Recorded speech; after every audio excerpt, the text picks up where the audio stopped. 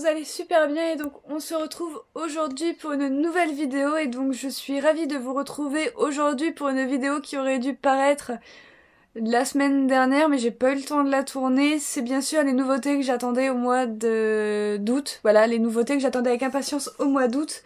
Donc bah c'est pas grave hein. Donc il y a 4 séries, voilà, il y en a pas tellement. Et donc voilà, donc il y a 3 shoujo et un shonen.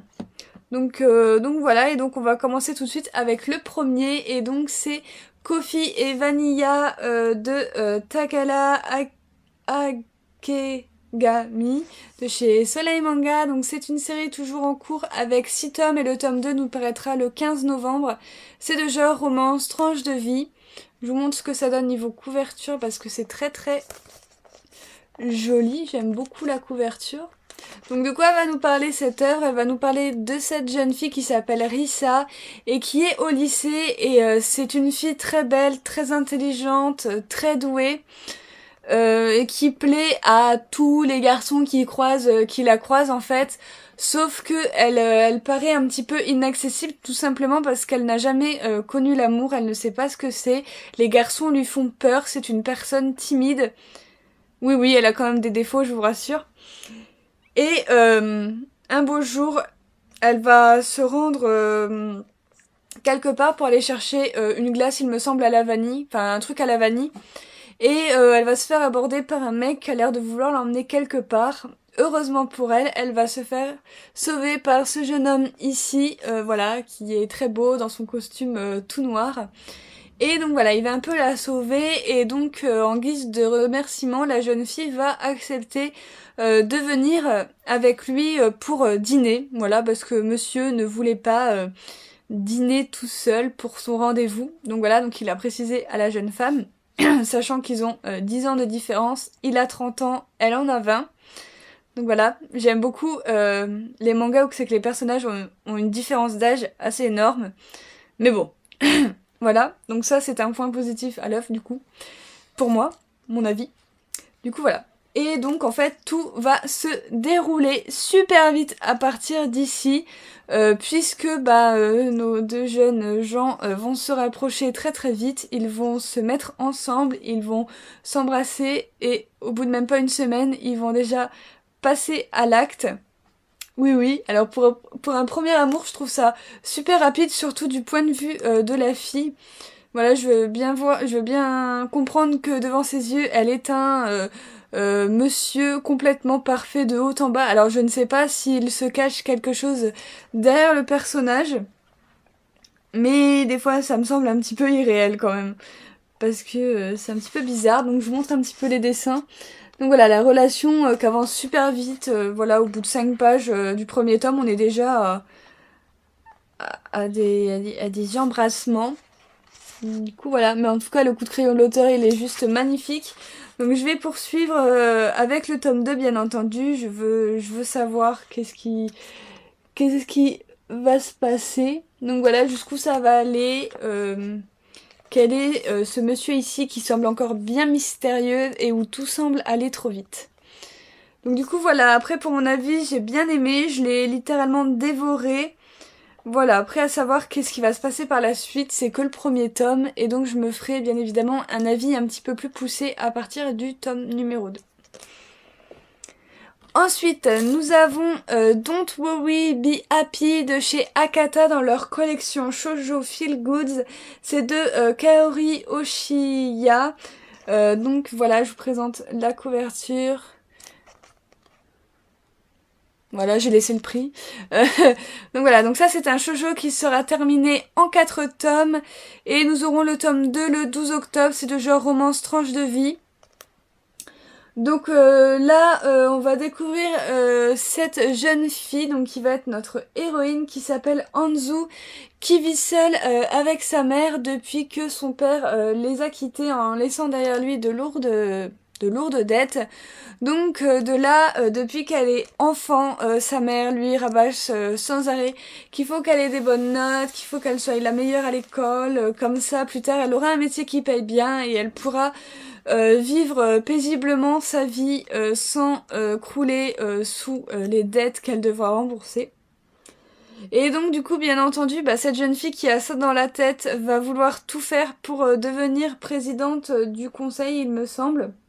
Enfin voilà, présidente des élèves, tout simplement, qui se nomme le BDE. Le souci, c'est qu'elle va se faire voler sa place par ce jeune garçon qui s'appelle Seiji. Voilà, et donc du coup, elle va être reléguée à la deuxième place, donc à la place de vice-présidente. Donc voilà, elle va être un petit peu abasourdie au début quand elle va entendre les réelles motivations, je vais y arriver, de chacun des personnages, surtout de lui en fait, qui est juste un pur sadique. Donc du coup voilà, j'aime beaucoup ce personnage, du coup. Et on va très vite découvrir une très belle histoire d'amitié entre Anzu et Seiji. Voilà, qui vont se découvrir, ils vont commencer à parler ensemble. Il n'y a pas encore de relation amoureuse ni rien. On voit un petit peu ce qu'ils font au BDE, tout ça, tout ça. On a bien évidemment Anzu qui essaye toujours de faire de son maximum, de finir toujours ce qu'elle a à faire, tout ce qui a un rapport avec le travail et l'école. Voilà, elle voit que ça dans sa vie. Et donc j'ai l'impression que cette J, elle a bien fait finalement de le rencontrer puisqu'il il va lui faire un petit peu voir la vie de différentes manières. Voilà, il n'y a pas que les études dans la vie, il y a aussi ce qu'on aime, les hobbies et etc. Il y a vraiment plein de choses à faire. Et donc du coup, j'ai vraiment beaucoup aimé ce premier tome et j'ai hâte d'avoir le tome 2. Je vous le conseille. Donc, du coup voilà, allez. Un autre petit dessin pour la route. Du coup, voilà. Tout ce que j'aurais à vous dire pour le premier tome. Ensuite, nous avons le tome 1 de So Charming de Kazune Kawahara. Voilà, chez Kana.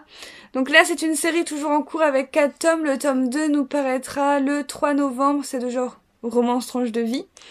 Donc du coup, voilà, je vous montre un petit peu comment c'est. Voilà, c'est tout simple, hein, franchement. Donc du coup voilà, donc là de quoi ça va nous parler? Ça va nous parler de cette jeune fille. Quand elle était enfant, elle est allée avec sa mère aux illuminations féeriques du jour de l'an. Et là, elle a vu des couples en fait briller devant elle et elle s'est tout de suite dit qu'elle voulait devenir comme ça. Pardon. Qu'elle voulait devenir comme ça plus grande. Malheureusement, arrivée au lycée, à l'approche de Noël et du Nouvel An, elle est encore célibataire. Face à sa détresse, ses amis, bien évidemment, vont l'aider, vont arranger pas mal de rencontres et de dating, je crois que ça s'appelle comme ça. Et elle va finir par faire la rencontre de ce jeune homme qui s'appelle, je ne sais plus, Naoya Kiriyama, voilà. Qui va tout de suite lui demander si c'est elle qui recherche un petit ami. Elle va lui dire oui. Et en fait, il va lui demander quel est ton type de mec. Et la fille, elle va lui répondre qu'elle ne sait pas. Et donc, de là, il va lui dire d'emblée qu'elle ne trouvera jamais de petite amie de sa vie si elle reste comme ça. Et genre, la fille tellement vexée qu'il va devoir revenir pour s'excuser. Et donc du coup ils vont commencer à sympathiser, à se parler, à devenir vraiment très proches tout en restant amical en fait. Ça va même devenir, ils vont même devenir confidents, ils vont se confier beaucoup de choses. C'était vraiment très intéressant à lire, même si la fille m'a tapé sur le système, a répété 350 millions de fois dans ce premier tome qu'elle voulait un petit ami. Ça c'est genre le truc qu'on a compris, hein.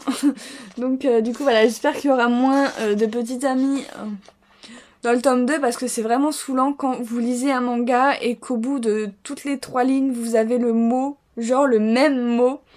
C'est super relou. En attendant, j'ai bien aimé, ils ont une très belle amitié tous les deux. C'est vraiment très profond, c'est vraiment pas une amitié comme ça ou juste une connaissance et tout, il y a vraiment, ils travaillent ensemble, ils sont tout le temps fourrés ensemble, enfin c'est tellement, ça m'a mis plein de sentiments, tout ça. Donc voilà, j'étais vraiment contente de cette lecture. Et du coup, je vais attendre le tome 2 sagement. Du coup voilà, vraiment j'ai bien aimé toutes ces séries qui sont sorties au mois d'août. Je n'ai pas de flop, enfin c'est rare qu'au niveau que j'achète une nouvelle série et que ce soit un flop direct. C'est très très rare pour moi.